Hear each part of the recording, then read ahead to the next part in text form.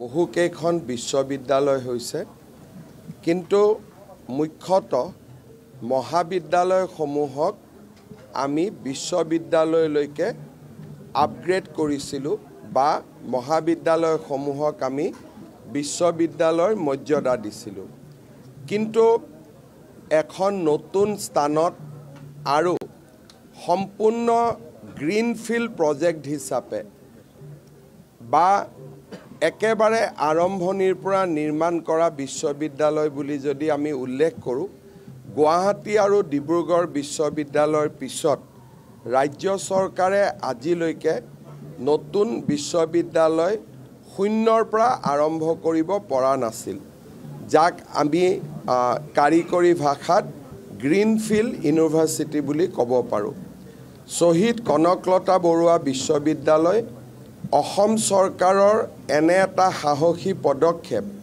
য'ত আগতে কোনো কলেজ নাই আগতে তাত কোনো অনুষ্ঠান নাই শূন্যৰ পৰা এখন নতুন বিশ্ববিদ্যালয় নিৰ্মাণৰ প্ৰচেষ্টা হাতত লোৱা হ'ব ৰাজ্য চৰকাৰে প্ৰায় 750 বিঘা মাটি ইতিমধ্যে এই প্ৰকল্পৰ বাবে এলোকেশ্যন কৰিছে ভোলাগুৰি চাহ বাগিচাত এই বিশ্ববিদ্যালয় নিৰ্মাণ হ'ব শ্ৰমিকসকলক ইতিমধ্যে তেওঁলোকৰ মাননি বেতন আৰু অল্টাৰনেটিভ বিকল্প ভূমিৰ আবণ্টন কৰা হৈছে আৰু নিৰ্মাণৰ বাবে ৰাজ্য চৰকাৰে প্ৰায় 500 কোটি টকাৰ অনুমোদন জনাইছে নিবিদা সম্পূৰ্ণ হৈছে অহা 8 তাৰিখে ৰাতিপুৱা 11 বজাত ভাৰতৰ বিত্তমন্ত্ৰী শ্ৰীমতী নিৰ্মলা সীতাৰমণ ডাঙৰীয়ানীয়ে এই বিশ্ববিদ্যালয় নিৰ্মাণৰ কাম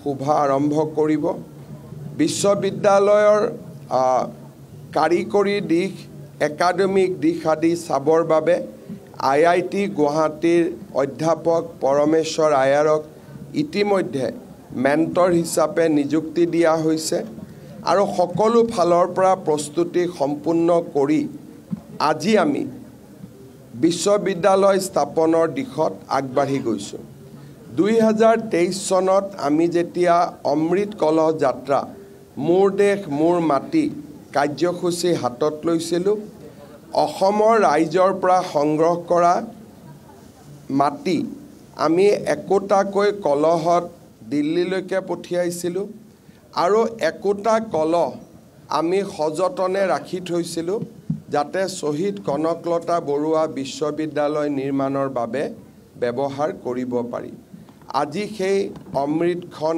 আহি পাইছে সোণালীখন আহি পাইছে মই আমাৰ সতীৰ্থসকলৰ সৈতে আজি অমৃত কলহসমূহ গহপুৰলৈ বিদায় দিলোঁ অহা 8 তাৰিখে আমি গহপুৰত হ'বলগীয়া বিশ্ববিদ্যালয়ৰ ভূমি পূজন অনুষ্ঠানত এই মাটিসমূহ ব্যৱহাৰ কৰিম যাতে গহপুৰৰ কনকলতা বিশ্ববিদ্যালয় অসমৰ প্ৰতিগৰাকী জনসাধাৰণৰ আশা আৰু আকাংক্ষাৰ এক প্ৰতীক ৰূপে বিবেচিত হ'ব পাৰে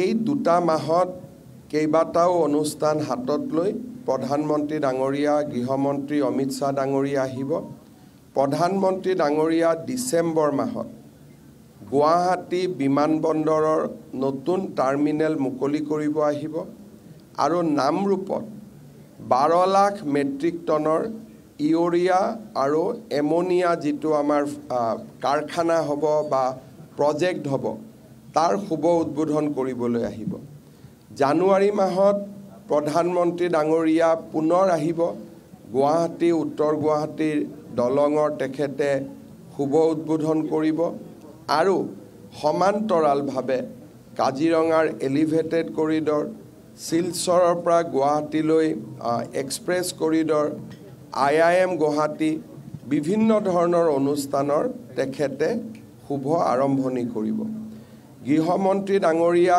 ডিচেম্বৰৰ শেষ ভাগত নহলে জানুৱাৰীৰ প্ৰথম ভাগত আহিব গুৱাহাটীত আমি নিৰ্মাণ কৰা 5000 আসনযুক্ত জ্যোতি বিষ্ণু সাংস্কৃতিক প্ৰকল্পৰ শুভ উদ্বোধন কৰিব আৰু বৰদোৱালৈ গৈ মহাপুৰুষ শ্ৰীমন্ত শংকৰদেৱৰ জন্মভূমিত আমি নিৰ্মাণ কৰা প্ৰকল্পৰ শুভ উদ্বোধন কৰিব। গৃহমন্ত্ৰী ডাঙৰীয়াই ভাৰতীয় জনতা পাৰ্টিৰ বুথ সমিতিসমূহৰ সভাপতিসকলৰো এখন সভা গুৱাহাটীত সম্বোধন কৰিব। নিৰ্মলা সীতাৰমণ ডাঙৰীয়ানী অহাকালি গুৱাহাটীত আহিব। তেখেতে জাগিৰোডৰ ছেমি কণ্ডাক্টৰ প্ৰকল্পত অসমৰ প্ৰায় ৩০০ গৰাকী উদীয়মান যুৱক যুৱতীৰ সৈতে কথা পাতিব। গুৱাহাটীৰ যি আমি জাহাজ চলাচলৰ বাবে বিশ্বমানৰ টাৰ্মিনেল নিৰ্মাণ কৰিছোঁ তাক শুভ উদ্বোধন কৰিব। আৰু গুৱাহাটী ৰিভাৰ ফ্ৰণ্ট যি আমি ৰাজভৱনলৈ যোৱা পথত নিৰ্মাণ কৰিছোঁ তাৰ তেখেতে শুভ উদ্বোধন কৰিব। ৮ তাৰিখে ৰাতিপুৱা তেখেত গহপুৰলৈ গৈ আমাৰ শ্বহীদ কনকলতা বৰুৱা বিশ্ববিদ্যালয়ৰ আধাৰশিলা স্থাপন কৰিব। 9 নৱেম্বৰ তাৰিখে কেন্দ্ৰীয় প্ৰতিৰক্ষা মন্ত্ৰী ৰাজনাথ সিং আহিব আৰু গুৱাহাটীত এয়াৰফ'ৰ্ছে পৰিৱেশন কৰিবলৈ লোৱা যি খুব উচ্চ মানৰ এৰ'শ্ব য'ত নেকি ৰাফেলৰ পৰা আৰম্ভ কৰি সুখইৰ পৰা আৰম্ভ কৰি গোটেই বিমানসমূহক দেখুওৱা হ'ব, সেই ধৰণৰ এটা এয়াৰ শ্ব'ত তেখেতে অংশগ্ৰহণ কৰিব। এক কথাত ক'বলৈ গ'লে অহা এমাহ ডেৰ মাহৰ ভিতৰত প্ৰধানমন্ত্ৰী ডাঙৰীয়াও অসমলৈ আহিব, গৃহমন্ত্ৰী ডাঙৰীয়াও অসমলৈ আহিব, প্ৰতিৰক্ষা মন্ত্ৰীও অসমলৈ আহিব, লগতে নিৰ্মলা সীতাৰমণ ডাঙৰীয়ানীও অসমত আহিব। In next 45 days, Assam will see a visit of galaxy of national leaders. Prime Minister Narendra Modi will come to Guwahati and Dibrugarh. In Guwahati, he will inaugurate the new terminal of Guwahati Airport building. In Dibrugarh, he will lay the foundation stone of new fertilizer complex, which will be built by the Government of India and Government of Assam jointly.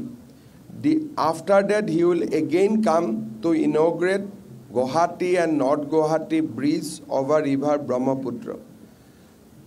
Home Minister Amit Shah will come. He will address a party meeting, as well as he will also inaugurate 2 ambitious projects completed by Government of Assam, namely a 5,000 auditorium constructed in the memory of Jyoti Prasad Agarwala and Vishnu Prasad Rabha.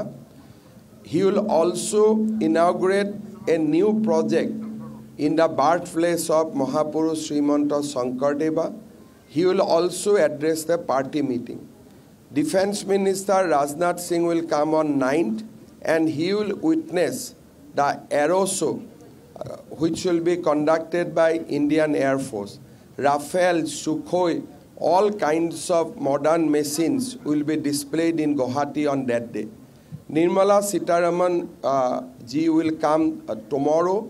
She will inspect the new semiconductor projects in Jagirod. She will inaugurate a new inland water terminal which has been constructed in world standard.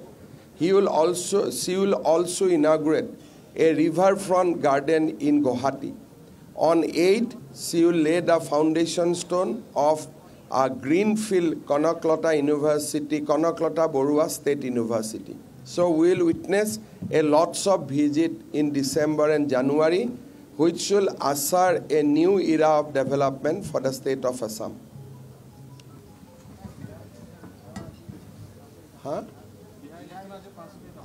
বিহাৰত মই আজিও যাম। 3টা দিন মই বিহাৰত campaign কৰাৰ বাবে মোক দলে দায়িত্ব দিছিল। 5 তাৰিখেও মই বিহাৰত আছিলোঁ, 6 তাৰিখেও বিহাৰত আছিলোঁ। বিহাৰত থাকিম আজি 6 তাৰিখে, 4 তাৰিখেও বিহাৰত আছিলোঁ। গতিকে 3টা দিনত প্ৰায় 12খন মিটিং মই কৰিছোঁ, 9খন মিটিং হ'বগৈ।